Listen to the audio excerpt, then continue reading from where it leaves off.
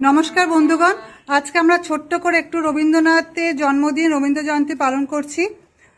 ছোট করে আমরা যেরকম করে পারি আমাদের বিসিএ কালপাক্কাম থেকে এটা করছি। আমরা আমাদের এখানে রবীন্দ্রনাথ ঠাকুরের মূর্তিতে মালা দান করে আমরা বাতি জ্বালিয়ে আমরা শুরু করব।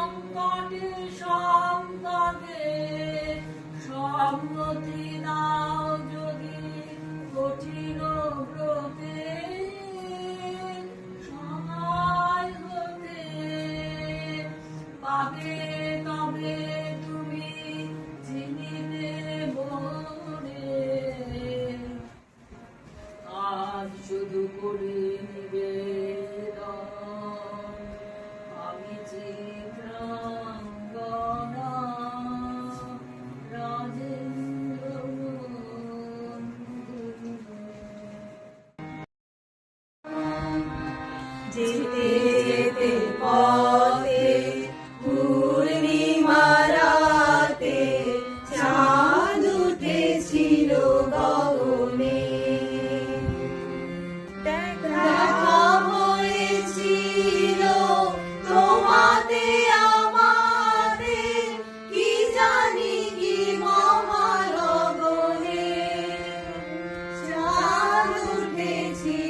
গগনে।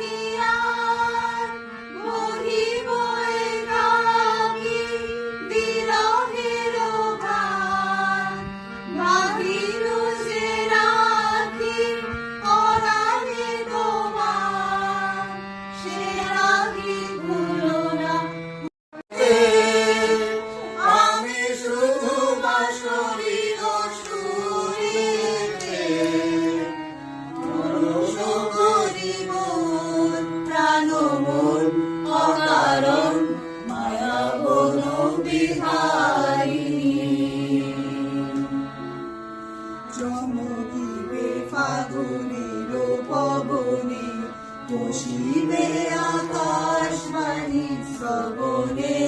চমকিবে ফাগুনের পবনে, চিত্ত আকুল হবে, বসিবে আকাশবাণী শ্রবণে।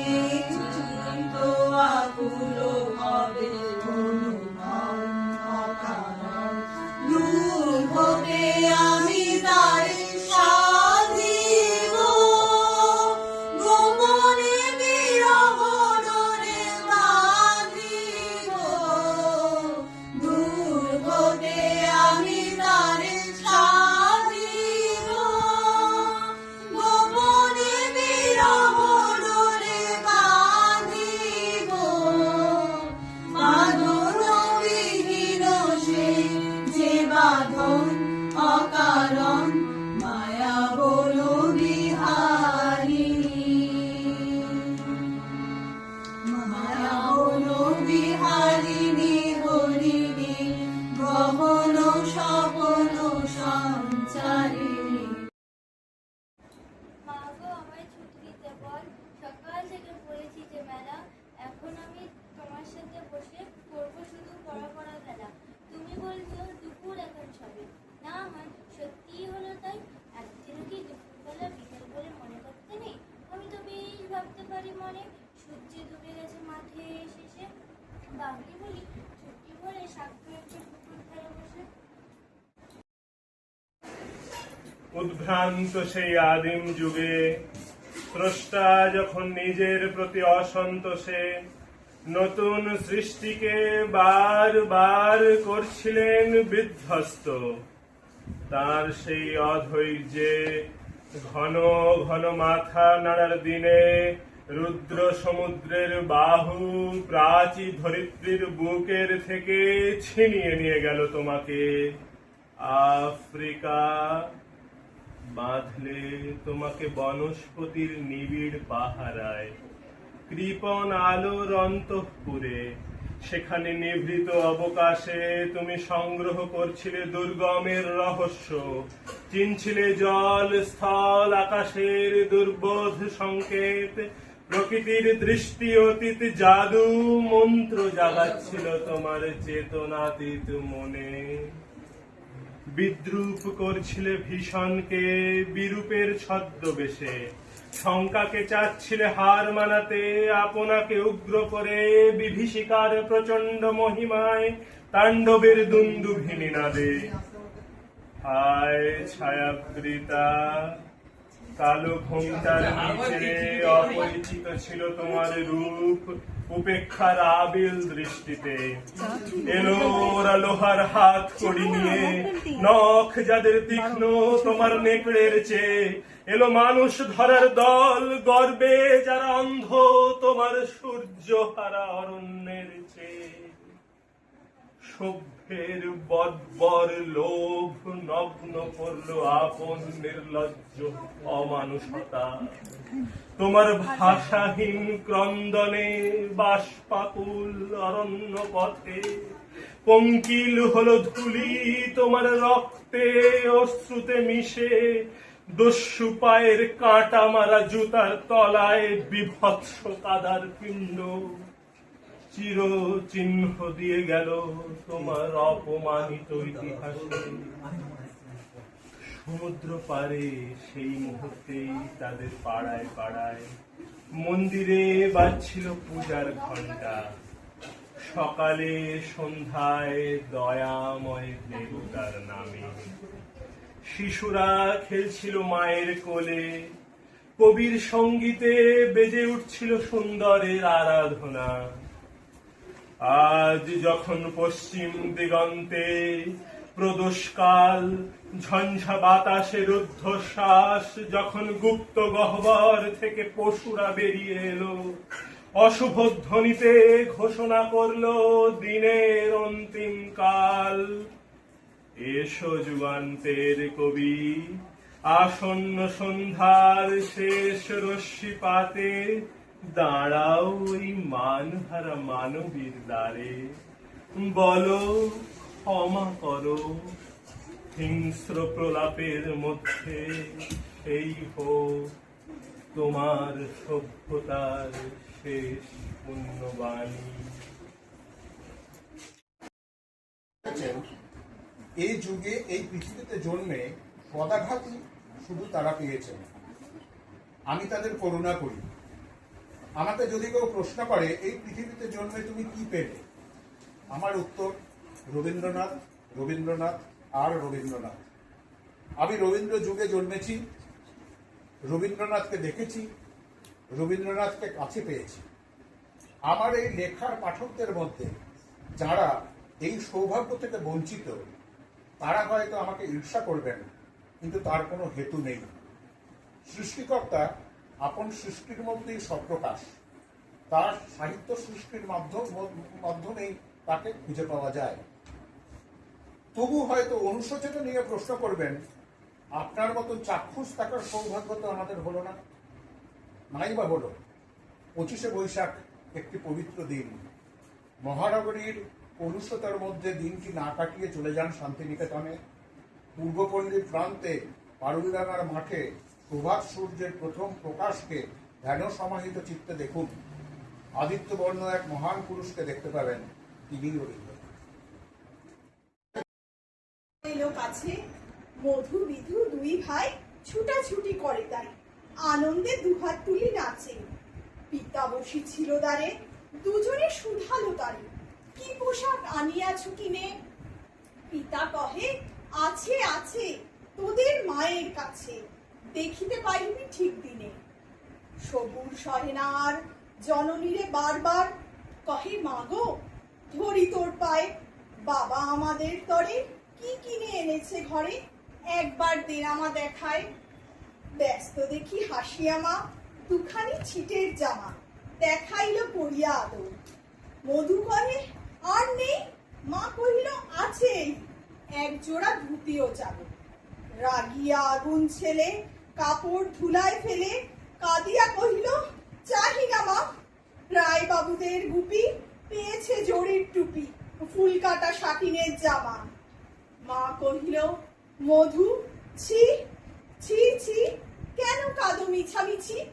গরিব যে তোমাদের বাপ, এবার হয়নি ধন, কত গেছে লোকসান, পেয়েছেন কত দুঃখ তাপ।